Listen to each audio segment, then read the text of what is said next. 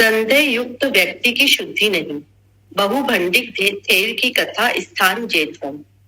सावस्ती में एक धनी सेठ था। उसके धन धान्य की नौकर चाकरों की कोई कमी नहीं थी। वह अमोद प्रमोद में जिंदगी बसर कर रहा था। ऐसे आनंदित जीवन में उस समय खलल पड़ गई जब उसकी पत्नी का देहावसान हो गया। उसका जीवन से वैराग्य हो गया। उसने एक बहुत बड़ा विहार बनाया। उसने रसोई घर, भंडार, बरामदे आदि सब बनाए। अपने घर का सब साजो सामान भी वहां लाकर विहार में लगा दिया। विहार में घी, दूध, दही, चावल, धान आदि भर दिए और नौकर चाकरों के साथ वहां रहने लगा। उसने प्रवज्ञा ग्रहण कर ली, भिक्षु बन गया। भिक्षु बन जाने के बाद भी उसके रहने के ठाट बाट पूर्ण आराम और शानो शौकत के थे। वह अपने नौकरों से कहकर अपने मन पसंद का स्वादिष्ट भोजन बनवाता था, पकवान बनवाता था, आराम से विचरण करता था। उसके पास बहुत सी वस्तुएं थी, इसलिए उसे बहुभंडिक भिक्षु के नाम से पुकारते थे। एक दिन दूसरे भिक्षु उसको भगवान के पास ले गए और उसके सामने भगवान को बताया कि एक भिक्षु होते हुए भी यह बहुत सा सामान अपने साथ लेकर आया है और उसके साथ रहता है, आरामदेह जीवन बिताता है। भगवान ने कहा, बहुपिंडिक बुद्ध भिक्षुओं को त्याग की जिंदगी जीने का उपदेश देते हैं और तुम अपने साथ इतनी वस्तुएं क्यों लाए हो? इस बात पर बहुभांडक आग बबूला हो गया। गुस्से में तमतमाकर कहने लगा, आप चाहते हैं कि मैं आपकी इच्छानुसार जीऊं? ऐसा कहते हुए उसने पहने हुए सभी चीवर फेंक दिए। उसकी इस हरकत को देखकर भगवान बोले, अरे भंडिक, दुर्गति में पड़े हुए भी तुमने शर्म और बुराई के डर को नहीं फेंका। अब तो तुम भिक्षु हो, तुम शर्म की संवेदना को कैसे फेंक रहे हो? उसे बुराई के भय के बिना कैसे फेंक रहे हो? भिक्षु के कानों में भगवान की बात पड़ी। उसे समझ में आया। वह भगवान के कदमों में गिर गया। अनुनय विनती की माफी मांगी। भगवान ने कहा, बिना चिविर ओढ़े वहां खड़ा रहना शोभा नहीं देता है। चिवर आदि को फेंक देने से कोई भिक्षु नहीं रह जाता है। तुम्हें अपने अंदर के संदेह को, शंका को बाहर फेंकना चाहिए। जिस मनुष्य की आकांक्षाएं नहीं बुझी हैं, ऐसे व्यक्ति को ना तो नंगा रहना, न जटाएं, न शरीर पर कीचड़ या भभूत लपेटना, न व्रत उपास या कठोर भूमि पर शयन, न जलीय रज और न उत्तना शयन या उकड़ू बैठना आदि ही शुद्ध कर सकते हैं। बल्कि अपनी इच्छाओं, आकांक्षाओं, तृष्णाओं को फेंको, उनको दूर करो। तृष्णाओं के रहते हुए, शंकाओं के रहते हुए अगर तुम यह सब करते हो तो व्यर्थ है। मन का मेल धुले बगैर ये धारण कृत्य व्यक्ति को शुद्ध नहीं बना सकता। उस समय भगवान ने यह गाथा कही, न नक चलिया, न जटा, न पंका, नाना शाखा ठंडी साइका वा, रजो जल्लम कप धानम, ओधेन्ति मज्जम अवितीर्णम कंखम। जिस पुरुष के संदेह समाप्त नहीं हुए हैं, उसकी शुद्धि न नंगे रहने से, न जटा रखने से, न कीचड़ लपेटने से, न उपवास करने से, न भूमि पर सोने से, न धूल लपेटने से और न उकड़ू बैठने से ही होती है। हाँ दीपा जी जरा प्लीज म्यूट कीजिए अपना। और ये इसमें अब बिम्मी जी जरा बताना वाली हैं, शॉर्ट में जरा बताना बिम्मी जी। एक तो थोड़ा हर्षा जी को क्लैरिटी हो जाएगी और ऊपर से इसका क्या एसेंस समझे, फिर उसके बाद भी बताइए। हाँ जी, एसेंस इसका यही है कि ऊपरी आडंबरों से कुछ नहीं होता, मन के शुद्धिकरण। तो ऊपर आप जो भी राम राम बोलते रहो और वो बगल में छुरी वाला हाल, तो ये इसका बेसिकली जो एसेंस है। और इसमें जो कहानी है, इसमें वो एक धनी सेठ, उसके घर में नौकर चाकर सब कुछ, उसके आराम के सारे साधन उसके पास उपलब्ध, उसकी बीवी अच्छी बीवी, तो मतलब संसार में उसको जो भी कुछ धन धान्य सब कुछ उसके पास था, सब आराम की चीजें। उसकी बीवी के पत्नी का देहांत हो जाता है और उसके बाद वो भिक्षु बन जाता है। पर भिक्षु बनता है उसमें भी वो अपने सारे आराम की चीजें जो है वो अपने साथ ही रखता है, बड़ी सी रसोई, बरामदा, सारे सारे सामान, दूध, घी, चावल, सब कुछ वो मतलब जीवन वैसे सिर्फ यही है कि उसने भिक्षु उसमें से हो गया कि बीवी नहीं है, तो बस एक वो भिक्षु का उसने चोला पहन लिया, उसके अलावा बाकी सब उसका वैसा ही कंटिन्यू रहा। तो तब फिर कई भिक्षुओं ने ये देखा, तो अच्छा उस कारण उसका नाम भी इसीलिए रखा गया क्योंकि वो बहुत सारी उसके पास वस्तुएं थी, इसलिए उसे बहु भंडक भिक्षु के नाम से पुकारा गया। और एक दिन काफी और भिक्षु जो है वो भगवान के पास गए और उन्होंने कहा कि ये कैसा भिक्षु है कि सब कुछ ही तो ये सबके साथ ही जी रहा है, अपनी आराम की सारी चीजें इसके पास हैं। तो और फिर जब वो बहु भांडक को बुलाया गया और भगवान ने कहा कि तुम भिक्षु की बुद्ध भिक्षु को त्याग की जिंदगी जीने का जब उसको बताया तो वो आग बबूला हो गया।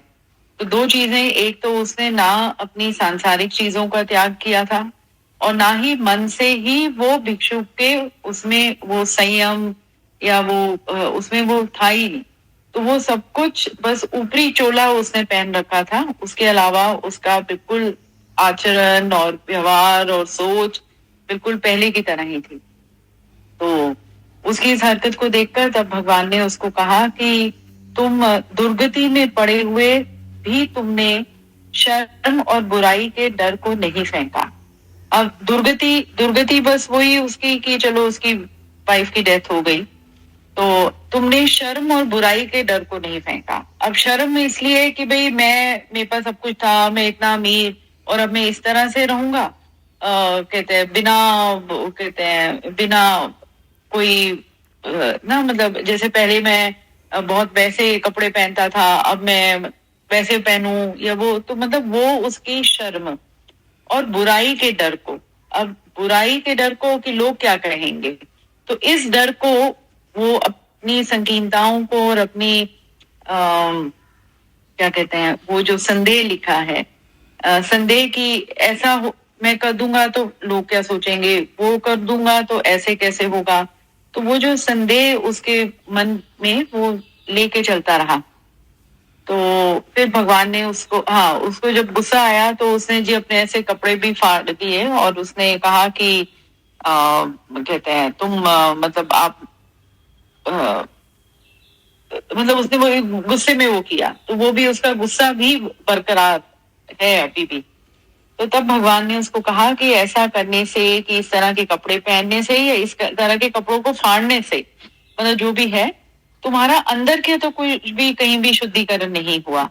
तुम उसको जरूरी है कि ये जो ऊपरी चोले को तुम पहन रहे हो या फाड़ रहे हो, उसको उससे ज्यादा जो तुम्हारे मन में जो शंकाएं हैं उनको फेंकना सीखो, उनको फाड़ना सीखो।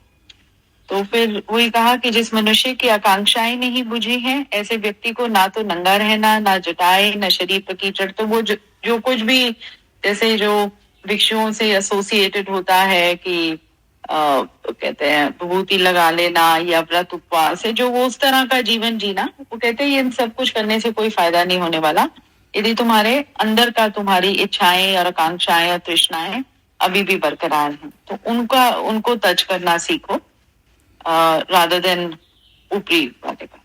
तो मन का मैल धुले बगैर ये धारण कृत्य व्यक्ति को शुद्ध नहीं बना सकते। This spells out everything.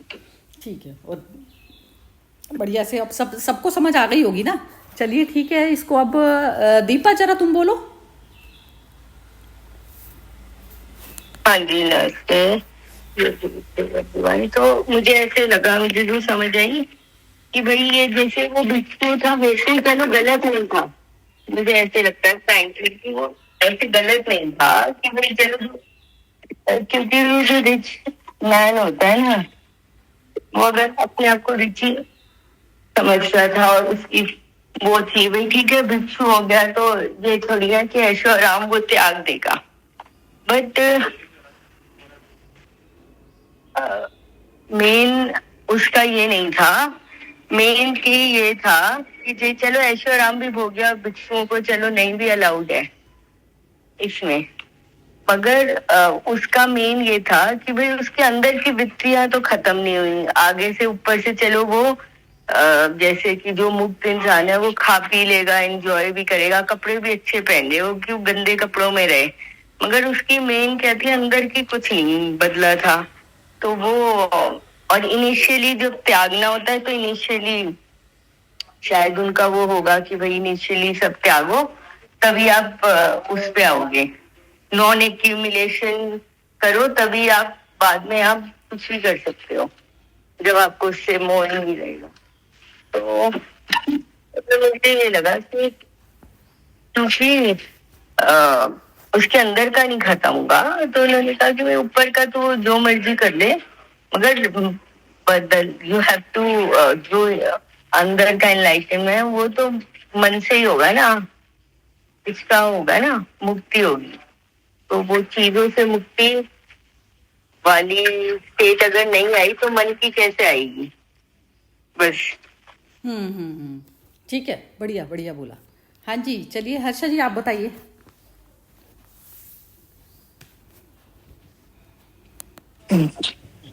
मुझे आश्रम का पौंडीचेरी में याद आता है कि जब हम लोग छोटे थे और कभी कभी कोई पुराने साधक जो होते थे ना, उनकी देहांत हो जाती थी, तो जो रूम में वो रहते थे ना, तो क्लीनिंग के लिए जैसे सब कोई जाते थे, मिस सीनियर लोग, हम लोग छोटे थे तभी, पर वो बताते थे कि इतना सब संग्रह करके रखते थे उन लोग, क्योंकि इन लोग को काफी चीज आश्रम से मिलती थी, जैसे साबुन, टूथपेस्ट, कपड़े, सिंपल क्लोथ्स, बट साड़ियाँ, यदि औरत होगी तो उसको साड़ियाँ मिलती थी, 6 साड़ी साल के, और काफी चीज जो भी चाहिए सो जरूरतें सब होती थी। ये लोग तो एकदम यूज करते थे बहुत संभाल संभाल कर।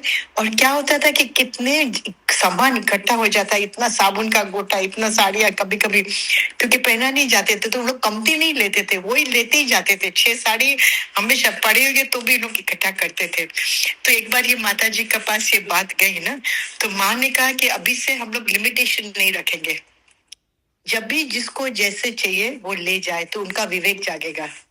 तो ये जो होता है ना कि जैसे हम लोग छोड़ तो देते हैं सांसारिक जीवन और आश्रम में आकर रहना चाहते हैं, पर संग्रह करने की जो वृत्ति होती है वो नहीं जाती है। और पुराना जो लाइफस्टाइल का हम लोग का, जैसे जैसे आप इसने कहा ना दूसरी बात, तो वहां में भी कई रिच लोग भी आते थे, शेरबिंदो के पास में, मदर के पास में, ताराचंद जी तो बहुत ही आते थे, ताराचंद बच्चाथिया। तो कभी कभी ऐसा हम लोग को लगता था कि he would like some importance more because he is such a big producer and all that, तो पर माता जी के पास गए ना, तो उन्होंने कहा कि मैं तो क्या आपको सेवा करना चाहता हूँ। तो माँ ने कहा ठीक है, सेवा करना चाहते हो तो आप आश्रम का झाड़ू मारो सुबह में समाधि के और तौर में। तो पहले तो उनको बहुत हिचक हुई कि मैं झाड़ू कभी घर में ही नहीं पकड़ा, कहानी, और यहाँ कैसे मैं सबके सामने झाड़ू मारूं। पर फिर उनको ऐसे हुआ कि मैं जरा, उन्होंने कोई पूछा किसको कि मैं तो कभी किया नहीं, तो आप मुझे बताओगे? तो बोला हाँ, यदि आपकी इच्छा हो करने को तो मैं बताऊंगी। वो भी समझ गया उसको। तो बोले नहीं, माँ ने कहा है तो मुझे तो अभी मानना ही है। तो आस्ते आस्ते वो इतने अच्छे परफेक्ट झाड़ू निकालते थे। कभी कभी हम लोग भी जाते थे तब, तो सुबह में कभी जल्दी उठकर जाते थे तो देखते थे वो झाड़ू मार रहे पूरा कंपाउंड का, बाहर का। और ये जो होता है ना कि मॉन्क खुद को एम्ब्रेस करना इज नॉट इजी, बट अंदर का जो हम लोग का स्टेटस का ख्याल रहता है ना, जैसे हम लोग बाहर से आए थे, अभी जो आश्रम के बच्चे लोग जो समर्पित थे, जिसके मदर फादर आश्रमाइट थे, उनके बच्चे स्कूल में पढ़ते थे, और हम लोग के कपड़े में बहुत फर्क होता था। तो एक बार हमारे जो हॉस्टल वार्डन है ना, उन्होंने इशारा से बोला कि देखो ये आश्रम का स्कूल है, यहाँ में बच्चे लोग जो साधक के बच्चे लोग होते हैं वो लोग सादा ही से रहते हैं, आप लोग अपना सब शो ऑफ करने के लिए इधर नहीं आए हैं। You have come here to study and you have to be like one with other children. तो फिर हम लोग का क्लोथिंग भी सब सिंपल होते गया, ऐसे इंस्ट्रक्शन से, कैसे कपड़े, कैसे ये, कोई मैंने फैंसी वैंसी, क्योंकि वो कंपैरिजन भी अच्छा नहीं ना, जब बच्चे लोग साथ में रहते हैं। तो थोड़ा थोड़ा कर कर ये कंट्रोल में था, पर अभी तो आउट ऑफ कंट्रोल हो गया है। अभी तो जैसे कि एक्स स्टूडेंट्स जो आते हैं, वो बच्चे लोग, उन लोग बाहर रहते हैं, बच्चे लोग यहाँ भेज देते हैं, तो इतना स्पॉइल कर रहे हैं लोग। तो ये जो सिंप्लिसिटी का एक अंदर का जो सिंप्लिसिटी का कल्चर था ना, क्योंकि मैं भी स्कूल में हेल्प करती तो मैं देखती थी उन लोग का एटीट्यूड बहुत बदल गया है। जो माँ चाहती थी वो था अंदर का सिंप्लिसिटी, बाहर का एस्थेटिक्स चाहिए, पर अंदर के सिंप्लिसिटी से आप बाहर के एस्थेटिक्स भी बहुत सुंदर बना सकते हो। नहीं तो आप लाउड हो जाते हो, वल्गर हो जाते हो, ऐसे माँ बोलते थे। तो ये जो है वो समझ में आ गया थोड़ा अभी ये स्टोरी में। ठीक है, बढ़िया। आपके तो खैर लाइव एक्सपीरियंस रहे तो बहुत ही बढ़िया। हाँ जी, नामिका जी बताइए आप। हाँ जी सरिता जी, इसमें वही समझ में आया कि जब मतलब बुद्ध जो थे, उन्होंने उसको बुलाया तो उसने मतलब कि उसका मैं तो खत्म ही नहीं हुआ था। उन्होंने उसको मतलब बोला तो वो तुरंत ऐसे आवेग में आ गया। और इसमें मतलब मुझे ऐसा लगता है कि इसमें शायद बुद्ध जी उसको ऐसा कहना चाह रहे कि आपको बाहर या भलाई कितना ही आडंबर कर लो, लेकिन अंदर से आपको खाली होना पड़ेगा। अगर आपने अंदर से आप खाली नहीं हो तो फिर भलाई आपने प्रवज्ञा ली हो या भिक्षु बनने के लिए आए हो, उसका कोई मीनिंग नहीं रह जाता। बिल्कुल करेक्ट बात बोली, बहुत शॉर्ट उसमें बोल दिया, बहुत ही बढ़िया। वैसे तो खैर पता तो है ही, ये भी जो जितने भी चीज़ें आती हैं ना ये लाइफ में, उसको एक झटका मिला, वाइफ गई तो एक वैराग्य, हल्का सा क्षणिक वैराग्य आता है इंसान के अंदर। अब वो जो वैराग्य, एक तो वैराग्य आना और क्षणिक आना, और फिर दूसरा होता है अपने स्वरूप की स्थिति का भान। ये दोनों चीज़ें बहुत ज़्यादा ज़रूरी हैं पता लगना कि जो जैसे अब मन उसका जो आसक्त मन था, जो उसमें अपना रागो रंग में जैसे वो पूरी तरह से लिप्त था, अब वाइफ के जाते ही उसका आधा संसार एकदम निकल गया। तो उसमें क्षणिक वैराग्य कई लोगों की लाइफ में आ जाती हैं चीज़ें। लेकिन जब तक अपने उसमें कि जब तक इंसान के ना मन में क्वेश्चन नहीं पैदा होते ना, मैं किस लिए आया हूँ, किस लिए जा रहा हूँ, किस कारण से ये सारा कुछ जैसे चल रहा है, तो तब जब तक वो मन के पार की स्थिति, ये क्वेश्चन से इंसान के मन में पैदा नहीं होते ना, तब तक उसको स्वयं को जानने की उत्कंठा। अब जो ये हर्षा जी ने जो बताया ना, ऐसा रमन महर्षि के भी आश्रम में जो लोग आते थे ना, फॉरेनर्स भी आते थे, तो वो लोग ना उनके मैनेजमेंट में लग जाते थे। तो मैनेजमेंट में लग जाते थे तो वो बोलते थे, जैसे मैनेजमेंट में कुछ शिकायतें भी होती थी, कोई उनका कहना मान रहा है नहीं मान रहा है, तो कंप्लेंट जब उनके पास जाती थी रमन महर्षि के उसमें, तो वो कहते थे तुम आए किस पर्पस के लिए थे यहाँ, तो तुम्हारा जो पर्पस था, जिस पर्पस से तुम आए हुए थे, तो तुम वो उसी पे कॉन्सेंट्रेट करो, बजाय कि ये जो उसकी जिम्मेवारी उठा लेना कि ये मैनेजमेंट है और उसी में ही जो है आपने जो घर का जो कार्यक्रम में जो लगे थे, जिस कारण आपने घर छोड़े थे, तो वही कारण जो है आपने आके आश्रम में भी वही चीज़ें पकड़ ली, वही वृत्तियों को पोषित करने लग गए। तो वो स्वयं को जानने के लिए आया है इंसान, तो वो स्वयं को जानने की ही बात पर ही रहे। तो अब उसमें ये जो बाहरी तौर की जितनी भी जो चीज़ें होती हैं, जिनमें मन हमारा मन यूज्ड टू होता है उस एटमॉस्फेयर में रहने का, तो ये टोटल होती तो साधना सिर्फ मन की है। अब बाहरी तौर पे आपने छोड़ दिए, लेकिन मन उसकी तरफ पर भाग रहा है, तो ऐसे कहते हैं अधकचे मन के साथ में भी नहीं चलेगी आपकी साधना, आपका मन बार बार याद कर रहा है। तो उसमें संयम, ये सब चीज़ें जो है सिखाई जाती हैं। अब साधक की लाइफ में जब आप आ रहे हो, तो साधक की चीज़ों को आप अडॉप्ट करेंगे, तो उसमें क्या करा जाता है कि जैसे ध्यान करके जो ये चीज़ें सिखाई जाती है ना, तो मन को आपको पहले अपने शरीर को ही नहीं बैठाना आता, घंटा 2 घंटा पहले शरीर को बैठाना सीखते हैं। तो जैसे दूसरे आसना ये सब जो कराया जाता है ना, तो वो उस तरीके से पहले बॉडी को बैठाना सिखाया जाता है। तो बॉडी के साथ में मन भी बैठेगा, मन जो उचक उचक मचाता है। अब उसमें जब मन को जो बैठाने की जब इस तरीके की करी जाती है ना, तो जब तक वो वाला स्वाद नहीं आता कि एक मन को ना बार बार कुत्ते की पूंछ की तरह से कुछ चाहिए ही चाहिए उसको हर वक्त, तो जब मन को उसमें स्वाद आने लगता है, उस रस में शांति में नहीं आने लगता, जब तक शांति में जब तक स्वाद नहीं आता ना, तो तब तक उसको मन की साधना कराई जाती है। तो उसमें पहले बैठने से ही स्टार्ट होता है, बैठने से स्टार्ट होकर और फिर इस तरीके से चलती है चीज़ें। अब उसमें क्या होता है, आप जैसे जब आप उसमें ध्यान वाली अवस्था में आप जाते हैं, मन बैठाया, एक्सरसाइज करके आपने पहले शरीर को खूब थका लिया, फिर उसके बाद में फिर मन को जो है आपने ध्यान वाले उसमें लगाया, तो ध्यान में भी आप देखेंगे कि उसमें कुछ ना कुछ दौड़ रहा है, मन कहीं जा रहा है, कहीं कुछ कर रहा है, ये सब चीज़ें आपकी ना मन की चलती रहेंगी। फिर उसके बाद में फिर क्या होता है, आपको ना फिर धीरे धीरे जब तक आप मन की सुनते नहीं हो, ना उठते, ना उस चीज़ को पूरा करते, तो फिर वो मन जो है धीरे धीरे फिर वो शांत बैठना सीख जाता है। तो जब शांति बैठने लगता है, वो शांति का जो स्वाद आने लगता है, अब वो जो ये सारा जो काम कर रहा है अहंकार भाव कर रहा है, तो अहंकार भाव को जब इस तरीके से जब वो मन को देखता है ना, मन जब शांति में आया तो फिर वो शांति से आकर फिर वो शांति में जैसे मर्ज होना शुरू कर देता है। तो वो जब तक स्वाद नहीं आया तो तब तक हमारी ये संसारिक जो दौड़ है ना ये चलती रहती है। अब वो उसने बाहरी तौर पर ना जैसे वो गया था जैसे उसमें, तो वो उन चीज़ों का यूज टू भी था ना, तो लेकिन उसने ये चीज़ की कोशिश नहीं की कि एक झटके से तो सिर्फ वाइफ से आधा वैराग्य हुआ। अब समान में भी क्या होगा, जब शरीर ही भी इस लायक नहीं रह जाता कि हम समान को भी भोग सकें, तो कई बार तो इस तरीके से होता है कि शरीर जाने वाला है और हमारे पास में सारा कुछ पड़े होते हुए भी वो चीज़ें हमारे काम नहीं आ रही। एक तब अवेकनिंग होती है, लेकिन एक अवेकनिंग ऐसी वाली होती है कि साधक वाली लाइफ में हम सारी चीज़ों की ना एक व्यर्थता जान लें कि व्यर्थता जान ली ये उपयोग के लिए तो है, मेरे पास अच्छा खाना है, मैं खा रही हूँ पी रही हूँ, लेकिन मेरा मन को पूरी तरह से मैं उसमें जागृत वाले मन की स्टेट होती है कि उसमें आपको पता है कि ये चीज़ है। अब जैसे आश्रम में भी यदि सारा एक सबको जो है बंदे चुंदे काम मिले हुए हैं, लेकिन सपोज कीजिए कि कोई एक बीमार है और दूसरे व्यक्ति को कह दिया जाता है, तो दूसरा व्यक्ति यदि साधक है तो वो तो कहेगा कि गुरु की आज्ञा है तो मेरे को करना है। लेकिन एक ऐसा होता है कि जागृत मन की स्टेट की वो खुद जागृत में, तो उसमें क्या करेगा कि अब इस समय दूसरा वाला इंस्ट्रूमेंट यदि खराब है तो मैं जो है वो इंस्ट्रूमेंट बनकर मैं उस चीज़ को वो करना है, मतलब काम वो करना है। तो ये चीज़ों के लिए कहीं जाने आने की भी जरूरत नहीं है वैसे तो देखा जाए, लेकिन उसमें आप अपने घर में भी कर सकते हैं ये सब चीज़ें। तो घर में भी क्या होता है कि जैसे आपकी कोई मेड नहीं आई, सर्वेंट नहीं है, तो आप का जीवन और क्षण उस समय जा रहा है, तो उस समय भी यदि आप जागृत स्टेट में रहेंगे तो आप उतना दुख में नहीं जाएंगे। आप कहेंगे कि ये आज सर्वेंट छुट्टी पर चला गया, तो उस समय जो है अब उस समय फौरन मैंने अपने माइंड को जो है मेकअप कर लिया कि अब मेरे को जो है उसका जो है काम मेरे को करना है। अब क्या होता है वो चीज़ में हम समय वेस्ट कर रहे होते हैं, वेस्ट इस तरीके से कर रहे होते हैं कि 10 मिनट मैंने उसको सोचने में लगाए, उसको गालियाँ देने में लगाए, तो बेटर है मैं खुद ही कर लेती। करना मुझे बाद में भी था, लेकिन वो मैंने समय वेस्ट कर दिया।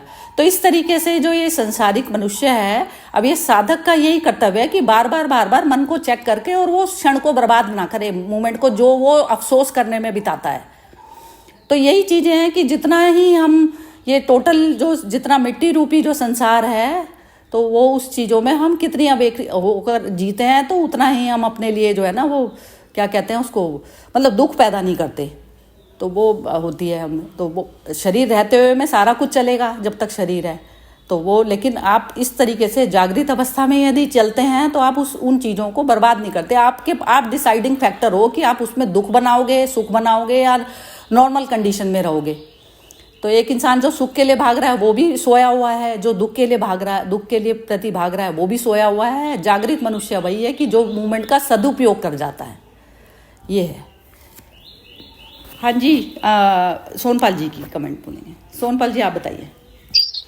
सबसे पहले तो आपकी बुआ को धन्यवाद। बुआ को आपका नाम बता दीजिए जरा, आपके ना कोड वर्ड्स ना समझ में नहीं आते हमें। नहीं, आपका नाम सरिता है ना, सरिता का मतलब है नदी, हर पल वो नया स्वरूप है, वो बहती जाती है। तो आपकी बातें भी बिल्कुल यही है कि बस बहते रहो।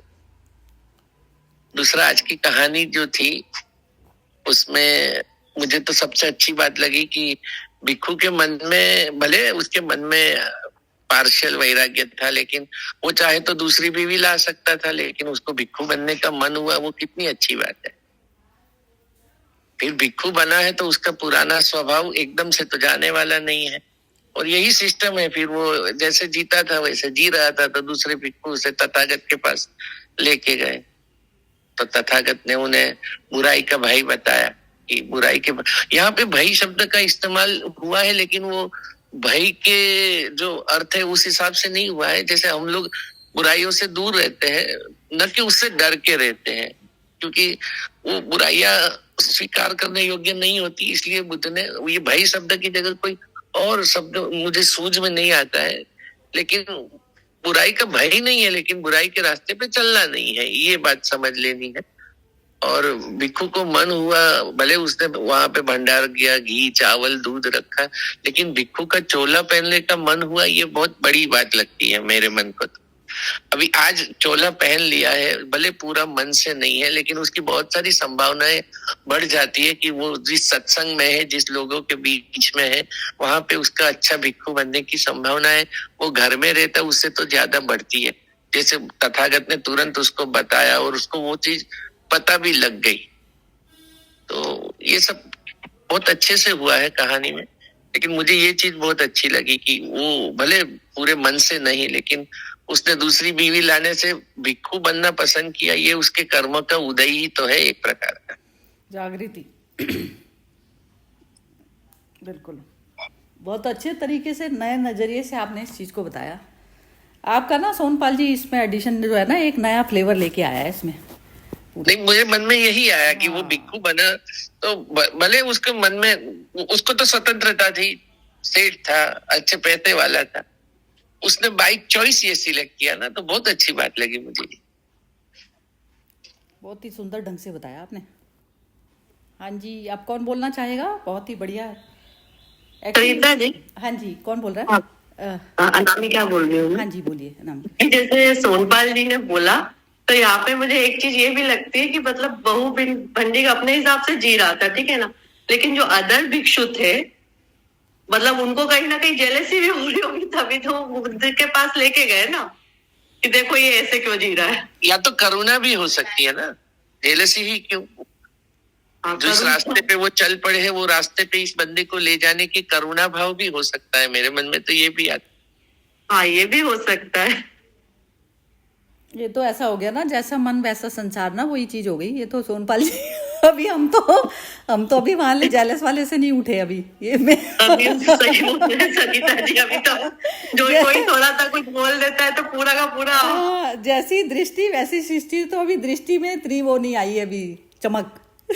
बिल्कुल। चलो, सोनपाल जी ने उसका आंसर भी बिल्कुल मतलब ये है ना कि हमारा ही भाव जो है मैनिफेस्ट होके हमारे को सामने दिखते हैं। दूसरा हमें जो है अपने भाव से तो दिख रहा है ना, वो कौन से उससे बोल रहा है ये तो नहीं पता चल रहा, लेकिन हमारे अपने भाव ऐसे निकले हैं। ये चीज आज पता चला कि ताराचंद बरजात्या की फिल्में इतनी अच्छी क्यों होती है, अर्षा जी की वजह से वो पता चला। और वो आपका जो उदाहरण था, वो सब लोग साबुन पाउडर वगैरह रखते थे, जब मृत्यु हो जाती थी तो कबाड़ से निकलता है। ये सब वृत्तियां देखो, स्थान बदल दिया, आश्रम में चले गए, फिर भी वृत्तियां वही रही आदमी की अंत तक। बहुत अच्छे से माता जी ने फिर जो नियम बदल दिया ना कि भाई जिसको जरूरत है आके ले जाना, अभी 6 सारी या ऐसा कुछ देना नहीं है, जिसको जब जरूरत पड़े लेके जाओ। यानी थोड़ा डिसीजन उनको लेने का प्रेरित किया कि भाई थोड़ा खुद को संभालो आप नहीं मानोगे, मेरी फ्रेंड जो एक थी, अभी she is no more, but she was looking after one old sadhak. तो उनका इतना सब letters to Shri Aurobindo which were confidential. तो वहां पे सिस्टम ऐसा है कि जब साधक जाता है ना, उसके बाद वो सब पब्लिश होता है, बिकॉज ही फील एम्बैरेस्ड, क्योंकि उसमें कई फरियाद होते थे, इसका प्रति उसका प्रति, एवरीवन, तो श्री अरविंदो उनको जवाब देते थे, पर इनका फरियाद बने उनके पास वो लेटर सब होते थे। तो उन्होंने, एक आदमी ने बोला, मुझे अभी इतना शर्म आता है, जब वो एकदम लास्ट स्टेज में था, बोला ये लेटर तो मैं फाड़ ही दूंगा। तो मेरी फ्रेंड बोली, नहीं आपको ये नहीं फाड़ना, ये सब तो साधक लोग को सीख है, ये सब कि आदमी कौन कौन विद्या से जाते हैं। और श्री अरविंदो के जवाब क्या थे? He had written about 30,000 replies to all the sadhaks, letters on yoga करके बुक है। सो इसमें जास्ती फरियाद क्या होता था मालूम है? डाइनिंग रूम का खाना का ले। उसने आज हमको, मैंने 2 लेमन मांगा तो मुझे खाली 1 लेमन दिया, क्यों? मेरे को आज पेट में गर्मी है, मैं दही जास्ती मांगा तो उसने खाली बोला कि नहीं अभी सबको उतना पूरा नहीं होगा, इससे आपको इतना ही मिलेगा। ऐसा सब रिस्ट्रिक्शंस क्यों, जब हमारे ऐसे सब फरियाद होती थी। तो मुझे वही लगता था, इतना महायोगी Shri Aurobindo, but the way he used to answer them, कि उनको जागृत करने का था कि आप किस लिए यहाँ आए हो। ये सब चीज तो बहुत ट्रिवियल है, तुच्छ है, इसमें आपका क्यों ध्यान जा रहा है? तो जहाँ उन्होंने कहा ना कि प्राण शक्ति इतना हमको हैरान करती है, किसको कभी कभी कोई लोग को तो जैसे इंटीमेट बहुत होते थे शिविंदो से, और कभी कभी संसार भोगवनी और उनको सेक्सुअल डिजायर्स भी बहुत हैरान करते थे, वो सब भी उन लोग सब डिस्कस करते थे। तो वो लेटर्स जो आते हैं ना अभी, वो जैसे इतना सुंदर है कि शिविंदो बोलते हैं कि ब्रह्मचर्य इतना करना इजी नहीं है, बट नॉट इम्पॉसिबल। पर आपकी अभिप्सा कैसी है उसका ऊपर आपकी जिंदगी जाएगी। तो ये जो हम लोग खुद भी देखते, थोड़ा कंफर्ट आज ऐसे नहीं काम किया रात को तो नींद हम लोग धुआं पुआ हो जाते हैं कैसा। तो we are also so use to comfort. तो ये कंफर्ट जोन से हम लोग भी कहाँ बाहर निकल पा रहे हैं। पर अध्यात्म तो पूरा वही बात होती है कि कंफर्ट जोन से ही बाहर निकलना है अपने को। तो कोविड ने तो बहुत सिखा दिया, पर still journey is always showing us that life, that we have to come to the simplicity of life. तो कितना साल तक मदर का, शिवबिंदु का रूम में तो कभी एसी था ही नहीं, या? और मदर का भी रूम में ये ताराचंद जी ने फिर लगवाया एसी कि माँ का ने मुझे एसी लगवाना है। तो माँ विरोध में थे पर बोले नहीं और अब मुझे लगाना है। पर उनको कुछ फर्क नहीं पड़ता था इसे। पर क्या है कि ये जो कंफर्ट जोन से हम लोग अटैच हो जाते हैं ना, तो ये छोड़ना बहुत मुश्किल हो जाता है। डेली लाइफ में भी हम लोग देखते हैं, एक दिन कुक बीमार पड़ गया या एक सर्वेंट नहीं आया, हमारा पूरा invested happiness goes with them only. पूरा इन्वेस्टमेंट उनमें ही रहता है। तो थोड़ा बहुत ये जागरूकता तो अभी आना चाहिए कि अभी हमें इंडिपेंडेंटली लाइफ को कैसे जीना है विदाउट सपोर्ट। तो वो जागते हुए में होगी ना। ब्रह्मचर्य तो मेरा अपना स्वभाव ही है ना। तो वो शारीरिक तौर पर जैसे पहले के ऋषि मुनि नहीं रहते थे, अब वो शादियां भी करते थे, सब कुछ करते थे, लेकिन ब्रह्मचर्य मतलब अपने स्वभाव को नहीं भूलना ना। मैं तो ब्रह्मचर्य ही हूँ ना, मैं तो कभी भी अटैच ही नहीं हो सकती इससे। तो वो वाला भाव, तो सारी जो चीज़ें आप ब्रह्मचर्य वाले स्वभाव में रहकर आप सारे भोगों को भोगते हो तो दिक्कत ही नहीं है कुछ भी। सारे भोग तो आपकी ही है ना, आप उसमें वो कर रहे हो ना, आप बॉडी के हाथों बिके हुए नहीं हो। तो जो क्रेविंग्स जो चल रही हैं, तो वो क्रेविंग है, तो क्रेविंग हमको एक उसको यूज कर रही हैं, ब्रह्म को यूज कर रही हैं अपने लिए। तो हीन वो होता है। बस यही चीज है, ये जागृत अवस्था ही आनी जरूरी है। चलिए सोमपाल जी, आप क्या कहना चाह रहे हैं? इंद्रियों में से पसार होने के बाद ही उससे दूर जाया जा सकता है। इंद्रियों से क्या बोला? इंद्रियों में से पसार होंगे ना, तभी उससे दूर जाया जाता है। इंद्रियों ये बात बिल्कुल सच बताइए आप। क्योंकि वो तो अच्छी बात है, ये एकदम आपने कहा वो सही है। क्योंकि मेरे को ऐसा लगता था कि मैं तो आश्रम में रहूंगी, पर मेरे फादर जो थे वो बहुत स्पिरिचुअल माइंडेड थे।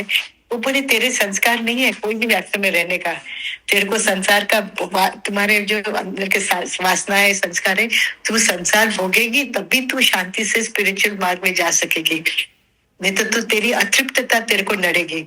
तो तभी मैंने समझ गई कि ना ठीक है, अभी माँ बाप जो कहते हैं वो सही है, और जहाँ वो रखेंगे हम खुशी से रहेंगे। तो आश्रम से जब मुझे बुला गया तो 1 साल 2 साल तो मैं बहुत दुखी हो गई, और ऐसा सोचती थी कि मेरे को तो सच्ची मेरे माँ बाप मेरे दुश्मन है। और पिताजी ने बहुत धीरज रखा और बहुत समझा कर कहा कि नहीं, ये माँ इतना इजी नहीं है जितना तू समझती है। तेरे को ये सब, क्योंकि मैं समझती हूँ तू मेरा ही बच्चा है, तो मैं जानता हूँ कि तेरा संस्कार स्वभाव क्या है और तेरी लायकात कहाँ है। लायकात नहीं है अभी ये सब आश्रम में रहने का। तो अरे नहीं, मैं थोड़ा आपको रेक्टिफाई करना चाहूंगा। संसारी और सन्यासी में संसार का रास्ता ज्यादा टफ और मुश्किल है, और आप में वो हुनर है। वो जिनमें हुनर नहीं है ना, उनको भगवान साधु बनाते हैं। बिल्कुल ठीक बोल रहे हैं, एकदम सच्चा बोला आपने, बिल्कुल ही ठीक बोल रहे हैं। अभी तो हम लोग वॉरियर्स जैसे जीते, एकदम ब्रेव वॉरियर्स जैसे। संसार की तो यात्रा बहुत वैसी है, टफ। बिल्कुल। हाँ जी बिम्मी जी, आप कहना चाह रही हैं कुछ, बोलिए। हाँ जी, हाँ, मेरे एक तो मुझे वो सोमपाल जी का बहुत सही लगा इस स्टोरी के हिसाब से, जो उनका नजरिया देखने का कि एटलीस्ट उसने एक स्टेप तो उठाया अपनी बीवी के बनने पर, वो भिक्षु बनने का। तो एक तो उसमें बदलाव आया, और वो धीरे धीरे आता है, एकदम नहीं कि ड्रास्टिक एकदम आप बिल्कुल सब कुछ त्याग करके। तो वो है कि वही असल जिंदगी में भी यदि आप देखो, किसी को भी चेंज होने में, चेंज ओवर में यदि हम उससे एक्सपेक्ट करें कि वो एकदम हो जाए, दैट इज नॉट पॉसिबल। ना दूसरे से वैसे एक्सपेक्ट रखना और ना अपने से भी, अपने में भी वो बदलाव आना ग्रेजुअल होगा। तो ये बहुत अच्छा लगा। और पर मेरा एक ये फिर भी क्वेश्चन है, और शायद वो दूसरी कहानी में है, पर तब भी क्योंकि उस कहानी का मैं टाइटल देख रही थी, अलंकृत रहते हुए भी भिक्षु है। अब इसमें हम कहीं ना कहीं सांसारिक चीजों को धीरे धीरे सांसारिक से भी हटने का बात हो रही है, और मन से तो शुद्धिकरण का है ही, अल्टीमेट वही है कि मन शुद्ध है तो वही तन शुद्ध वाला। पर जब तक यदि मैं बाहरी चीजों को अपनाए हुए, चाहे मैंने उनको ऐसे ही लिया, चाहे चलो मेरे पास गाड़ी है मुझे अपने कंफर्ट के लिए, पर वहां पर भी तो मैं अपना कंफर्ट ही तो मैंने सोचा ना कि मैं गाड़ी से चली जाऊं। मैं तो गाड़ी रख लेती हूँ क्योंकि आराम से जाना हो जाएगा। तो मुझे गाड़ी की चाह नहीं है, पर वो चलो टाइम से हो जाएगा तो गाड़ी से चले गए, पैदल को जाएं। कपड़े पहनने का भी तो वो कहाँ तक ठीक है। और ये कभी कभी मुझे उसमें से ओशो का भी थोड़ा सा वो लगता है कि उन्होंने वो क्यों रखा वो सब कुछ, इतनी रोल्स रॉयस, ठीक है किसी ने दी उनको, या उनका अपना भी पहनावा जो था, तो वो थोड़ा सा मुझे वो उनके उसमें कॉन्ट्रडिक्टरी लगता है कि उनका अपना पहनावा और उनकी सोच, मतलब सोच के तो मतलब वो कि was much ahead of times. मतलब जो दार्शनिक थे, मतलब उनका तो कुछ कोई और तोड़ मुझे दिखता ही नहीं, कोई और जिनकी इस तरह से। पर एक जगह वो जो ऊपरी का था, तो यदि हम वो आडंबर कहें या अलंकृत कहें, तो वो उस आडंबर से भी क्यों नहीं बाहर आ पाए।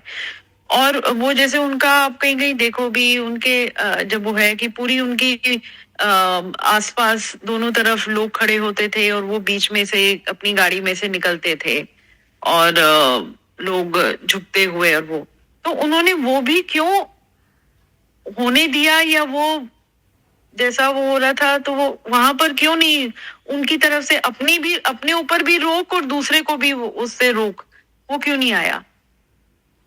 या वो कहना चाहे थे कि सब कुछ होते हुए भी, जैसे अभी सोमपाल जी कह रहे थे कि हम एक वॉरियर बनो, कि सब कुछ होते हुए भी यू आर ट्राइंग टू, मतलब यू फाइटिंग अगेंस्ट इट। तो यदि फाइटिंग है मेरी, तो मैं यदि मेरी फाइटिंग भी है, यदि मेरी फाइटिंग है तो मैं अपने आप वो बाहरी चीजों से भी धीरे धीरे कम होंगी। यदि मेरी वो फाइटिंग भी चल रही है, यदि मैं वो स्ट्रगल में भी मैं हूँ, तो वो तो कम आनी चाहिए ना, वो बाहरी चीजों से कहीं कम आते हुए दिखनी चाहिए, मतलब आएगी। नहीं, ये जो चीज है ना जो आप बोल रही हैं बिम्मी जी, जैसे ये जैसे एक अधूरे मन की है ना, फाइटिंग भी हमारी कब तक है, जब तक हम मन हमारा कुछ चाह रहा है और हम उसको कुछ रोकना चाह रहे हैं कहीं, फाइटिंग तो तभी है ना, अपने आप से तो फाइटिंग हो रही होती है हर वक्त। अब जो मनुष्य अपने स्वरूप में स्थित हो गया, अब उसका तो अपना डिसीजन है ना। अब यदि भक्त उसके चाह रहे हैं कि ये चीज, तो वो भक्तों की चाह से नहीं कर रहे हैं, वो उनको ये पता है कौन सी भक्त की चाह को मेरे को पूरा करना है। ये प्रेम होता है ना, प्रेम तत्व में आप स्थापित हो गए ना। आप ये नहीं है ना कि कोई बटरिंग कर रहा है आपकी तो आप उसकी चीज़ों को अपने उसमें रख रहे हैं। भक्त चाह रहे हैं कि आपको सुंदर ये वाला कपड़ा पहनाया जाए, हमारी मर्जी से ये चीज़ पहनी जाए, लेकिन वो कितना आपका जो पूर्णता वाला जो भाव है, पूर्ण होके भक्त के नज़र में सिर्फ वही है, सिर्फ वो भगवान की तरह से मान रहा है। तो कौन से, तो ये तो जो इंसान अपने उससे मुक्ति हो गया, मन से ही जो मुक्त हो गया, तो मन से मुक्त वाली कैटेगरी वाले थे वो। तो रोल्स रॉयस रखना नहीं रखना, दुनिया कुछ कह रही है नहीं कह रही है, वो तो चीज़ों से परे वाली अवस्था थी ना उनकी। तो मन में थोड़ी ना कोई संसार समाया हुआ है उनके कुछ भी। नहीं, मैं वही कह रही हूँ कि ओशो का उस वे से लगता है, पर यदि मैं अपने ऊपर ही अपने करूँ तो सबसे पहले मैं मतलब यदि मैं पूरे ऐशो आराम में रह के, जैसे इसमें भी वही हुआ कि वो ऐशो आराम में तो रह ही रहा था, और धीरे धीरे फिर जब उसको तथागत ने समझाया तो उसको एहसास हुआ कि, और तथागत ने कहा कि मन से तुम शुद्ध हो, तो वो मन से शुद्ध का है, पर वो मन से जब शुद्ध होना शुरू हो जाएगा तो वो बाहरी में नहीं आएगा क्या, मतलब वो नेचुरल है कि वो बाहरी में आएगा। नहीं, और मन से शुद्ध होने का मतलब पता क्या होता है बिम्ब जी, जैसे एक मेरे पास में 10,000 का कोई कपड़ा है और एक मेरे पास में 10 रुपये का कोई कपड़ा है। तो बुद्ध लोगों मन से जो शुद्ध वाली जो अवस्था होती है ना, उसमें वो नहीं, वैल्यू नहीं लगाते उस चीज की। उस चीज की वैल्यू नहीं होती है। हमको लग रहा है ऐश हमें लग रही है ना, वो तो मन से जो पार की जो अवस्था होती है ना, जब अपने स्वरूप में चले गए हो आप, जब स्वरूप में चले जाते हो तो भारी जो चीजें होती हैं वो आपके उसमें नहीं आती हैं। कि ऐश, ऐश वाली लैंग्वेज का नाम भी नहीं आता उनके मुंह पर। ऐश इसलिए नहीं आती कि उनको पता है ना, ऐश परम ऐश्वर्य तो मैं ही हूं ना। एनर्जी नहीं तो शरीर जीरो है ना, तो एनर्जी में तो परम ऐश्वर्य ही हूँ। मेरी वजह से ही तो सारे ऐश्वर्य हैं, बाकी और कारण ही मैं ही हूँ ना। तो वो स्वरूप स्थिति में तो आप, जब तक आपके खुद की स्वरूप की स्थिति नहीं होगी तो आप जज नहीं कर सकते। ओशो का तो सारा कुछ ही ऐसा था। वो तो नाम की भी उनके अंदर वो जो शर्म, और वो जो शर्म किसको होगी, जिसको शरीर भाव या जरा सा भी होगा तो उसको होती है ना शर्म वरम। दुनिया के हिसाब से वो क्या कहेगी और वो क्या कहेगा, वो सब चीजों से तो परे जा चुका है। जो पार कर चुका, जो ब्रिज, वो वहां पर बैठे हैं, वो पार कर चुके। उनके लिए क्या है, मिट्टी पता है उनको, मिट्टी है ये सारा कुछ। उनके मन में थोड़ी ना समाई है चीज। रोल्स रॉयस भक्त तो ऐसे थे समर्पित, 100% समर्पित थे। वो कहते थे हम तो अपने उसको बिल्कुल गुरु को ये उसमें ही बैठा के, नई मर्सिडीज रोज की उसमें, रोज में एक नई रोल्स रॉयस में बैठाएंगे हम गुरु। भक्तों के भाव ऐसे हो जाते हैं, तो फिर उनको करना पड़ता है ये चीज उनके लिए। हाँ जी सोनपाल जी बताइए। कहानी का फलसफा ये है कि विमी जी सादगी से अटैच है। अटैच है, समझ गई विमी जी। एकदम सादगी से वो अटैच है। सादगी से भी अटैच नहीं होना है। मुझे कहानी याद आ गई। एक आश्रम में सन्यासियों को, औरतों को स्पर्श नहीं करना है, ऐसा रूल था। तो 3 सन्यासी निकले थे, तो रास्ते में नदी आई। तो नदी पार करने के लिए थोड़ा एक औरत झिझक रही थी, तो एक सन्यासी ने उसको अपने कंधे पे बिठा दिया और नदी पार करा के किनारे पे उतार दिया। और तीनों सन्यासी आश्रम की ओर चले गए। तो वो 2 सन्यासी बोल रहे कि इसने आज स्त्री का संग किया है, तो गुरुजी को बताना पड़ेगा, ये गलत किया है, हमको बोला है कि स्त्री का स्पर्श नहीं करना है। तो गुरुजी के पास बात गई। गुरुजी ने तीनों को सुना। गुरुजी ने क्या बोला मालूम है? ये सन्यासी ने तो नदी के किनारे स्त्री को छोड़ दिया, आप दोनों तो उसे आश्रम तक ले आए। विमी जी अब आप बोलिए जरा। नहीं वो उस वे से आए नहीं, जो आप कह रहे हो, हाँ, सादगी से अग्री या अपने रूल्स में रहना, वो नहीं है। पर मैं मुझे सिर्फ सादगी तक का वो नहीं है, वो ठीक है। पर ऊपरी चीज को देख के किसी को कैसे लगेगा कि वो एक्चुअल में उसका मन शुद्ध है और वो उसका आडंबर नहीं है। अब जैसे ही आजकल के जो ये सो कॉल्ड गॉडमैन या गुरु हैं, अब वो सब कुछ वो जो है ना, अब वही है कि आडंबर ही है। हम तो उनको आडंबर ही मानते हैं, चाहे आप कोई भी गुरु का उठा के देख लो, ये जो आजकल हैं। तो as a lemon through my naked eye, मुझे कैसे लगेगा कि वो आडंबर नहीं है और वो सच्चाई ही है उसकी। लेकिन आपको उनके बारे में क्यों जज करना है? आपको सिर्फ अपना देखना है। वो गुरु जाने, चेला का करनी चेला जाने, ऐसा कबीर जी का है ना एक बात। चेला की करनी चेला जाएगा, गुरु की करनी गुरु। हाँ, बस वही हमें सिर्फ हमारी देखनी है कि हमारी ओर से स्पष्टता है। क्योंकि हम किसी बंदे को दुनिया में सुधार नहीं सकते या बिगाड़ भी नहीं सकते। केवल एक बंदे को हम सुधार सकते हैं या बिगाड़ सकते हैं, वो अपने को बस।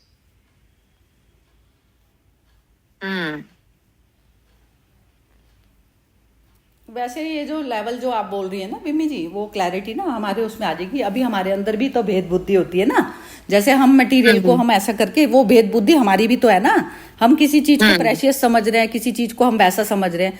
अब जैसे खाना खाना ही है ना, अब 56 भोग को कहोगी कि ये लग्जरी में जी रहा है। अब 56 भोग ही, क्या पता किसी को कुछ काटने को आ रहे हो, उसको खिचड़ी पसंद हो खाली। तो ऐसा नहीं होता ना कि वो उसने छोड़ा है, वो त्यागी थोड़ी ना है जिसको खिचड़ी पसंद है। पसंद तो वो भी है, मन तो उसका भी एग्जिस्ट कर रहा है ना खिचड़ी में। तो मन से पार की अवस्था में हम ये नहीं और मैं वही मन की पार की। अब जैसे हाँ। ठीक है, तो मतलब कुछ भी, अब जैसे आपने खाने की बात कही, तो अब खाने में मतलब मैं सब कुछ खाऊं, जैसे वही फिर इसमें फिर वो सात्विक भोजन का क्यों आता है, और उससे तो ये मतलब ये बाहरी चीजों से भी निकलने का क्यों कहा जाता है, क्यों सात्विक भोजन? फिर सब कुछ खाते रहो। यदि आपका मन वो है तो उससे फिर क्या फर्क पड़ता है? मेरे मन में नहीं है, मेरे अंदर मतलब कोई लालसा नहीं है। यदि मुझे किसी ने बहुत अच्छे पकवान भी खिला दिए, मैं उसमें भी खुश हूँ, और जो भी खिचड़ी खिला दी, जो कुछ भी खिला दिया, शबरी की बेर खिला दी, मैं उसमें भी खुश हूँ। तो वो तो मेरे मन को मालूम है, चलो वो ठीक है। पर कहते हैं तो फिर मतलब मैं कह रही हूँ कि जो इसमें जो कहा जाता है कि मतलब उसमें वो सात्विक भोजन, फिर वो क्यों है? वो ये चीजें भी क्यों कही जाती हैं कि आप मांस, अंडा वंडा ये सब छोड़ो ना, फिर सब कुछ खाते हो, फिर सब कुछ ठीक है। यदि मेरा मन चंगा तो सब कुछ चंगा ही है। फिर तो कुछ भी आ जाए मेरे सामने। क्या कहते हो सोनपाल जी, आप ही बताइए। जो अपना जो है ना 5 कोश से शरीर बना है, अन्नमय, प्राणमय, मनोमय, आनंदमय और विज्ञानमय। तो शरीर का जो हम छोटे से बड़े हुए वो अन्नमय कोश से हुए, और एक हद तक तो सात्विक भोजन की असर शरीर पर पड़ती ही है। क्योंकि अभी जैसे मैं बीमार हूँ तो मेरी बेटी वैद्य है, तो मुझे बहुत परहेजी करती है, लेकिन मुझे मन हो जाता है बार बार खाने का। लेकिन वो परहेजी से मेरे शरीर को तो कुछ न कुछ फायदा तो होता ही है। वो मन है जो खाने के लिए उत्सुक हो जाता है, लेकिन परहेजी करेंगे तो शरीर पे सीधा अन्न का प्रभाव है। वो जो एक आपकी चेतना का स्तर जब बड़े उच्च स्तर पे चली जाती है ना, तब जाके वो आनंदमय बनता है। तो तब वो अन्न का प्रभाव शरीर पे नहीं होगा, उसकी मन की अवस्था से।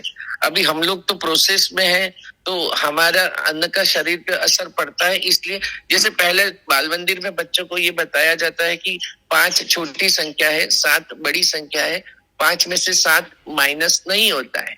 लेकिन वो टीचर हमको गलत पढ़ाते हैं। फिर 12वीं में आते हैं तो वो टीचर कहती है 5 में से 7 माइनस करते हैं तो -2 आता है।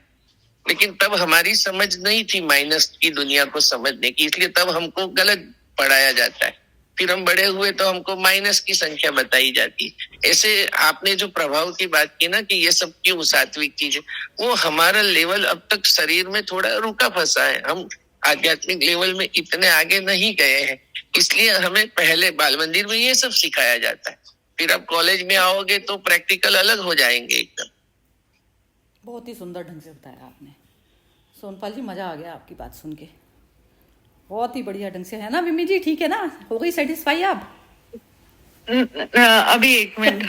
नहीं तो इसमें 2 चीजें मुझे एक हो रही है। एक ये कि जैसे मैं वैसे सात्विक भोजन वेजिटेरियन हूँ, और कभी मेरे जैसे बोन्स के अंदर प्रॉब्लम हो या वो हो, तो मुझे डॉक्टर ने कहा कि भाई आप खरोरों का सूप पियो। तो उससे आपका मतलब वो मेरी बॉडी की वो रिक्वायरमेंट है, और उससे वो मेरी रिकवरी जो भी है वो जल्दी हो जाएगी, अच्छी तरह से होगी। तो उसमें मैं वेजिटेरियन हूँ, should I be consuming that और नॉट? एक वो क्वेश्चन। दूसरा, यदि स्टेप बाय स्टेप का भी आप जैसे कह रहे हो कि पहले माइनस का नहीं बताया गया और फिर वो बताया गया, तो वैसे ही वो जिंदगी में धीरे धीरे धीरे वो ठहराव लाने का बताया जाता है। तो वो मेरे फिर वो धीरे धीरे वही हुआ ना कि धीरे धीरे वो ठहराव का है। तो वो धीरे धीरे ठहराव मेरे व्यवहार में, मेरे आसपास, मेरे अपने मेरी चीजों में, मेरे उसमें वो हर जगह वो फिर दिखेगा भी ना। क्योंकि जब मेरे मन से धीरे धीरे मेरा परसेप्शन चेंज हो रहा है, तो मुझे आसपास की चीजें भी मतलब ठीक है, मैं उनको मतलब भोग नहीं रही हूँ। भोगना क्या, मुझे उनको ओढ़ना या उनको वैसे भी अपने साथ होना, वो धीरे धीरे व्यवहार में भी तो सात्विकता फिर आएगी ना। अच्छा, अभी व्यवहार में सात्विकता आई है कि नहीं वो कैसे जज होता है? तो हमारे 2 चेहरे होते हैं, एक परिवार में और एक समाज में। तो विमी जी में बदलाव आया है ना, वो सबसे पहले नोटिस करेगा उनके साथ रहने वाले पति, बच्चे, बेटे, माता पिता, भाई बहन, वो नोटिस करेंगे। और वो हमें उनके फीडबैक में नहीं जाना है, रिस्पॉन्स या रिएक्शन नहीं देना है, लेकिन उनके चेहरे पे बात आएगी कि आप में ये बदलाव आया है, आप बहुत अच्छे से जा रहे हो। क्योंकि हमको पता है कि घर में हमारा स्वरूप अलग है, सोसाइटी में हम जाते हैं तो थोड़े कॉन्शियस होके अलग रहते हैं, तो गांव में हमारी छवि अलग है, घर में हमारे जिनके साथ 24 घंटे रहते हैं ना, वो लोग का सर्टिफिकेट थोड़ा बहुत काम लगता है इसमें कि हम में बदलाव आया या ठहराव आया कि नहीं। ज्यादा काम उसको मत लगाना, लेकिन थोड़ा बहुत इनिशियल तबक्के में एक अपने को मेजरमेंट के लिए वो काम लगता है कि घर वाले ने हमारे बारे में जो राय बना ली है उसमें कहाँ तक अच्छा बदलाव आया है। वो तुरंत रिएक्ट करेंगे हमारे किसी भी एक्ट के ऊपर, हम खाएंगे या कपड़े पहनेंगे या कोई बात करेंगे। तो ये पैरामीटर्स है कि जो हमारे साथ रहने वाले लोग हैं वो हमसे खुश है कि नहीं, लेकिन उसके ऊपर ज्यादा तवज्जो नहीं देना है, थोड़ा इनिशियल स्टेज में देना है। बाकी जो अंदर की मस्ती है वही एक अपना सही पैरामीटर। सुगंध जैसे फैलती है ना विम्मी जी, जैसे ये बोल रहे हैं ना, सुगंध पहले तो घर वालों को ही सबसे पहले दिखाई देगी ना, जो आपकी जो खुशबू आती है, तो खुशबू वो खाली मन से होने से ही आती है धीरे धीरे। और दूसरा जो ये आपका था ना, ये जो बोल रहे थे कि आपको जैसे ये चीज़ बताई है कि नॉन वेजिटेरियन में कोई चीज़ बताई कि उससे आपकी बोन्स का है, तो ये ना टोटल आपका कॉन्शियस डिसीजन है इस चीज़ में कि आप कॉन्शियस या चेतना वाले चैतन्य लेवल पर, चैतन्य लेवल इस तरीके से होता है, हम इस मिट्टी को बिल्कुल धीरे धीरे से मिट्टी में से अटैच होकर हम छोड़ना चाहते हैं इस चीज़ को, तो वो कॉन्शियस एफर्ट होता है। तो कॉन्शियस एफर्ट यही है कि जैसे आप मेरी वजह से इस शरीर के कारण जो है मैं दूसरे को वो कर लूँ, भोग लूँ, तो वो वृत्ति तो कॉन्शियसनेस के डाउन होने की वो कैटेगरी में आएगी। और वो जो अप की तरफ पर जाते हो, आप स्काई की तरफ पर जाओगे, तो वो धीरे धीरे आप अपने शरीर के लिए किसी दूसरे की हिंसा में नहीं जाओगे, चाहे आपको कितना ही क्यों ना परेशानी में से गुजरना पड़े। नहीं, फिर जो सोमपाल जी ने स्टोरी बताई कि वो वो कहते हैं नदी क्रॉस करने की, तो फिर तो वही हुआ कि वो छूने का और वो उस तरह से। तो मैं जो मुझे लगता है कि जिंदगी में कोई ऐसे मतलब एकदम पॉजिटिव नेगेटिव का या कोई ये सही है और ये गलत है, वो कॉन्सेप्ट ही नहीं है। मतलब परिस्थिति के अनुसार क्या सही है और क्या गलत है, दैट विल कीप चेंजिंग।